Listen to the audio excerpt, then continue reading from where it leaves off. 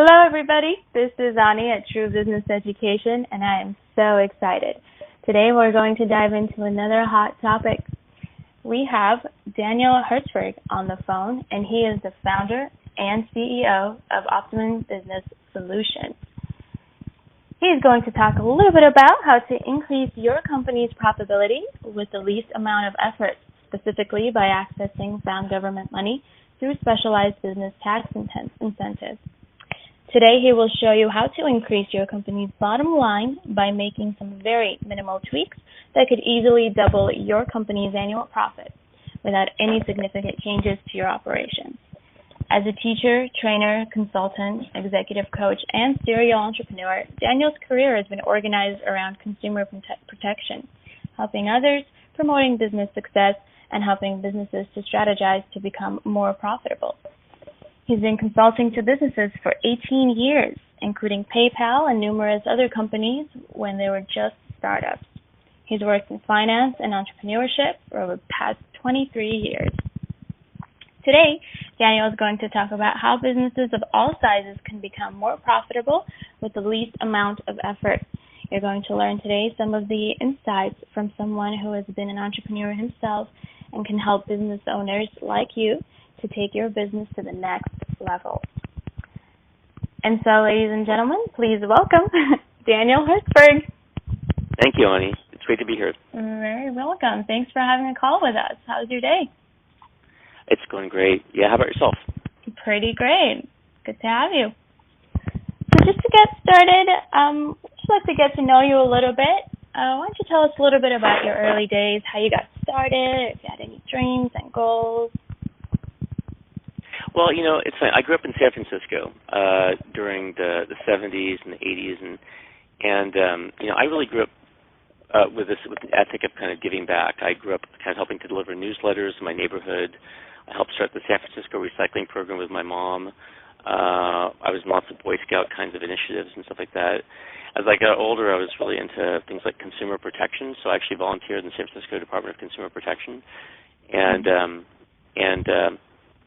As I went through college, I traveled a lot. I traveled a lot around the U.S., Europe, Canada, Mexico. I was an exchange student. And, for me, I really wanted to kind of give back, so I tried teaching. And eventually I went back to school for pre-med. And as I was going through school, I really basically, worked my way through school. So I basically tutored as I was going through school and began working in other areas along the way. And along the way, I really graduated with no debt. So that's kind of important because I kind of learned the ethic of not necessarily taking on unnecessary debt along the way. Mm-hmm. So the thing for me as I was going along this path is I really became interested in psychology of helping individuals and organizations. And as I was kind of pursuing and trying to find what was that profession I was going to do, I eventually just realized I wanted to work for myself. So and I really wanted to help other people as I was doing that. Very cool, and it's very impressive that you graduated with no debt because it's such a common thing. Everybody fresh out of college, and it's like a sea of student loans, and that seems to be a very very big issue for us today. And yeah, it really is. It's something that when people are taking on obligations, they don't have an idea of how they're going to pay it off. Kind of like some future unknown thing. It really kind of muddies a person's life up considerably. So, as I was going through school, even when I was going to some expensive schools, I worked all the way through so I would be able to graduate without any debt. I think I actually graduated with $1,000 of debt, and I paid it off in a month. Wow, that's very impressive. Yeah. So, did you always know that this is kind of the line of work that you wanted to do, or did you say you just kind of decided that you wanted to work for yourself no matter what? Well, I think, again, when I was going through school before, I think at one point I wanted to be like an English professor, and I wanted to be a filmmaker, then I wanted to become a medical doctor. And I kept thinking of these roles outside myself that I wanted to kind of live into and do that thing. And I finally realized what I really liked doing was what I was doing along the way, which was helping other people through education. So I was doing tutoring along the way. I was also doing some different types of sales. I was getting involved in some consulting projects and stuff along the way. And I really liked that. And I finally realized along the way I wanted to work for myself. My heart was really in entrepreneurship and coaching and consulting, and that was really kind of what, when things got clearer for me, was when I started to kind of follow my own voice and what I wanted to be doing. So what takes most of your time these days? What do you usually do or currently do? Well, I think that the bulk of my time is currently spent meeting with clients. Actually, I put together solutions, many different types of solutions that are available for clients. But really, it comes down to meeting with clients, listening to them, finding out where they're successful and where they're struggling, and where there are gaps, places where that maybe they have like a blind spot or an area of the business that they're not really addressing. And when I understand that, and I really taken time to listen and understand like what's going on for them, it helps me to kind of know what kind of a solution is going to fit for them. So I think I spend the bulk of my time actually listening and identifying for businesses where they're working and where they're not. And is this kind of like a natural process for you, or do you ever have to do like extra research and just kind of, have the time on your own to, get to know whatever it is that you're doing at the moment or whoever you're working with, or it just kind of, comes to you as you're talking about it, say, or, planning? Yeah, well, I think really, what it comes down to is just being curious about other people, and being curious about the business. I think the attitude of curiosity is something that a lot of businesses surprisingly don't have about their own businesses. Like, there was a time when they were maybe growing and starting out their business, and then they kind of tend to get into a pattern where it becomes fairly rigid, and they stop thinking reflectively about, like, well, what's working here, what's not, and being more curious about it. In a sense, like, they have trouble working on the business, they're just in it, and they can't see the forest. They're just looking at the tree in front of them. So I think that for me, it really comes down to kind of being curious and listening to others. That's very cool. So it sounds like you're just a natural then. Well, it's funny. I look back at like what I'm really good at doing, and I'm really good at listening and being responsive and teaching. I've been doing that kind of stuff since I was 7 years old. Wow. I remember I tutored one of my neighbors down the street in her times tables when I was 7 years old, and I've actually been doing some form of like tutoring or coaching or consulting pretty much my entire life since that time. So, looking at over 40 years now, I've been doing that. Well, look at that. And what would you say are the 3 best decisions you've made so far in business, in your work? I think a lot of it really comes down to the 3 main things I think are probably most relevant would be to know oneself. So I spent a lot of time really trying to get to know, rather than trying to. Initially I tried kind of fitting into other boxes and trying to say, what professional path could I go on. But in time, it really came down to kind of knowing myself. I got really into personality assessments. And one thing I've learned in the course of like getting to know myself and understand myself more thoroughly is that I'm very social. I have a really deep desire to give back. I'm driven by problem solving, and I'm also driven by like practical utility. So that was kind of something for me personally that kind of helped to inform how I approach what I do. Another really important decision was just the decision to travel. Personally, I've lived and I've traveled all around the U.S., Europe, Mexico, Hawaii, Alaska, Thailand, the Philippines. For me, that process has been really mind-expanding. It gave me space to think while being exposed to new cultures. I'm actually writing a book right now about how travel has been a really transformative experience for me, allowing me to live more in tune with who I am and the impact that I want to actually make in the world. So part of that whole process of both going to school and traveling was also realizing in my life I wanted to promote entrepreneurship and then also give back through entrepreneurship. Very cool. So it sounds like most. Yeah. Sorry. No, go ahead. It just sounds like most of it is it's all about kind of personal growth, and everything else just kind of falls into place. And I definitely agree on travel. I think travel is an amazing process in life in general. It's just kind of changing and getting to know yourself. Exactly. Yeah. And go on. What was your book called, you said? The book, I'm still working on my title, but it's probably going to be Transformational Travel, How to Accelerate Your Life Path Through Conscious Vacations. Oh, very nice. And did you have a couple more things to add? Yeah, well, I just wanted to say, one of the best decisions that I also made was that I really like to focus on efforts that provide the most leverage to businesses, where they can accomplish the greatest return with the least amount of effort. And part of that is I also realize that businesses don't always have to spend money to make money if they're willing to look and they know where to look.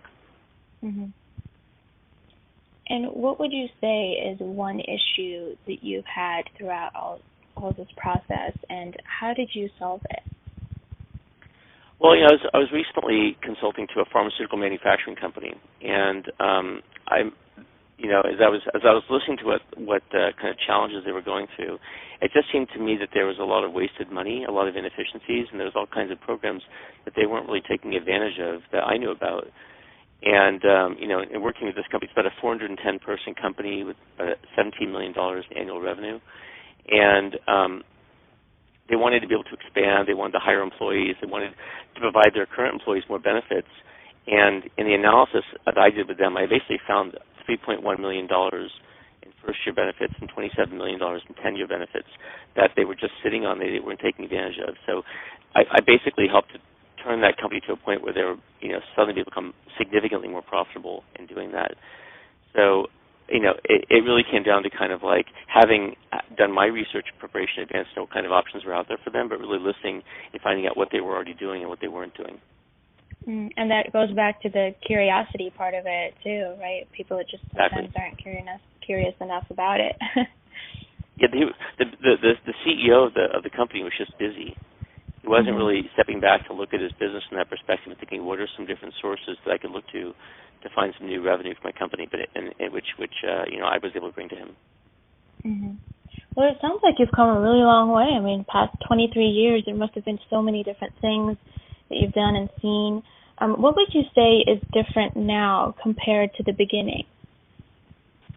Well, I think in the beginning I was doing a lot of exploring, and I think right now I have a lot more clarity about the value proposition that I have when I talk to businesses. So I think that it's part of the journey of the entrepreneur is kind of going from having a ton of ideas and having sort of a shotgun approach, like looking at every possible thing out there. And I think it really helps to pick one thing, get very, very clear and focused on that one thing, and even if it's not the right initiative to go after, focus on that, work it all the way out, learn from it, and then try something different from there. But as I've gotten older, I found I've gotten a lot clearer about how I engage with businesses and how I can help them. I guess I have a couple other things. One is I really see the value of partnerships.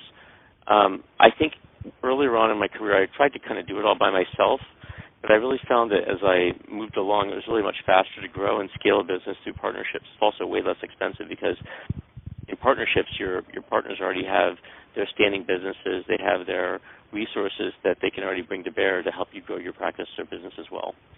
And I guess another kind of important difference compared to like in the beginning was I think I've learned a lot more about how to be patient and also when to take initiative, when to kind of go for something and say, make a decision and just go for it, because it's easy sometimes to think that things are going to be handed to you or that you have to kind of fit into some kind of a box, and at times, like, the best opportunities are ones that are not even advertised. They're just ideas that you have, and then you decide to, based on the idea, like, map it out and go for it.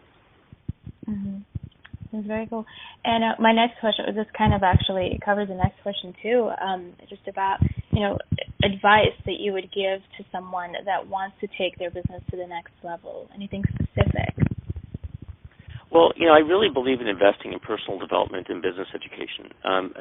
Entrepreneurs, business owners are the source of the business's success, right? So there's the information that you learn in the course of like education and development, and there's also the inspiration that you have when you're learning, because you just have new ideas come in the process. So I can't even count the number of times I've been sitting in an environment where I've been, like, say, in a weekend workshop or something like that, and I've had new ideas come up as I've been there learning that I hadn't even considered before I got there, and that weren't even formally part of the program. They were just new connections that I was making as I was doing that. I also think that it's good to get good at really managing your own time and doing what you have to do without someone telling you what to do. This is probably one of the hardest things that people who try to make the leap from being, say, an employee to an entrepreneur, because, you know, to some extent, when you're self-employed, things happen when you initiate them, right? And so it's really important to become proactive rather than reactive. You can't necessarily wait for things to come to you. It's important to kind of vision like what you want to create and then go for that. I mentioned also a little bit about clarity. I think it's also really important to get clear about your personal focus. The hardest part about a business is kind of screening out stuff that's kind of off track and it takes away from your focus. So in that respect, I used to use from the bright, shiny object syndrome. I mean, a lot of entrepreneurs get kind of caught up in like the next big thing, you know. Right. And sometimes everyone goes through those moments where they're kind of in a rut, or they lose inspiration or focus. Or have you ever had a moment like that where you just felt like, you just lost inspiration? What do you do about that? How do you get back on the train? I think that's kind of the journey of the entrepreneur, because, the key is to kind of expect that setbacks and what would be otherwise termed as like failure is kind of inevitable to some extent when you're moving towards something, creating something new. And the degree to which you can kind of go through that and the tolerance you have to have the longer-term view in mind, that you just get up and keep going. You get up and learn from it. So with each of those kinds of setbacks, I've tried to really say, well, what is there to learn in this experience that would help me to never have to go through that again? And if I really, really get it, then it gets very clear that I won't have to repeat that experience ever again if I really take the time to learn that. Mm-hmm. And what would you tell if someone just said, hey, I want to start a business right now? What is the first thing they should do? What is the first step? Well, I think that what I was just kind of saying about getting clear on focus, to get clear on that, you also have to have some room to explore. This is kind of what my book is about in terms of travel. I think that, in terms of our formal education, we have a lot of focus on learning data and learning kind of technical skills in school, but not so much about imagining, not so much about visioning and creating personal vision of like how we want to live. And so I think there's kind of a stage that entrepreneurs need to go through where they're actually actively exploring and considering lots of possibilities, not committing to something prematurely before they really understand what the array of things that are out there. And then once you kind of find something that you think is a potential opportunity and you've investigated it, you understand it, go for it. I think that you can be an entrepreneur even like, in your current job, you can be like an entrepreneur, like within the organization. But, to take an initiative and run with it, it really comes down to at some point, taking the time after having kind of learned the technical side and explored, and you have that instinct to kind of go for it. I would just really encourage people to take the leap, because it really is, for me, the path to freedom. Very nice. Thank you for sharing that moment of enlightenment. Okay, so why don't you tell us, what are you working on today or nowadays? Well, basically, what I'm really inspired by is helping businesses to take advantage of programs where there's free money out there for them, where there's not financing, but actually free found government money. A lot of businesses don't realize that they have money sitting there available to them for hiring new employees. There's incentives specifically targeted for hiring new employees. And we've actually developed specific software to help companies access those government benefits that they otherwise wouldn't be able to get because they're just too convoluted to access. Also we've created some programs to promote employee wellness that also benefit the employer with incentives to participate in the program, with like credits to participate in that. And also worked with a number of other programs, including like the California Training Benefit, which actually funds employers to actually further train their employees so they become more skilled. We've got a whole array of different kinds of programs available that really are valuable to the companies because they don't cost anything up front to obtain, and they essentially amount to free government money. So I like free. I like personally doing free marketing. I like doing free business development when possible through strategic partnerships. But this is a great source because really this is kind of a program that we're working on it's a done-for-you solution that actually helps businesses access a whole array of found government money benefits like payroll, their property taxes, export tax incentives, expense reduction programs, and they're very powerful. And like as I mentioned before, we've helped companies save millions of dollars integrating these programs, all the way down to small companies too. That even small companies with 15, 16, 20 employees, they can still do very well and obtain some massive benefits as well. And unfortunately, we're out of time, and we're coming to an end. I'd like to thank you so much for sharing all that amazing information with us.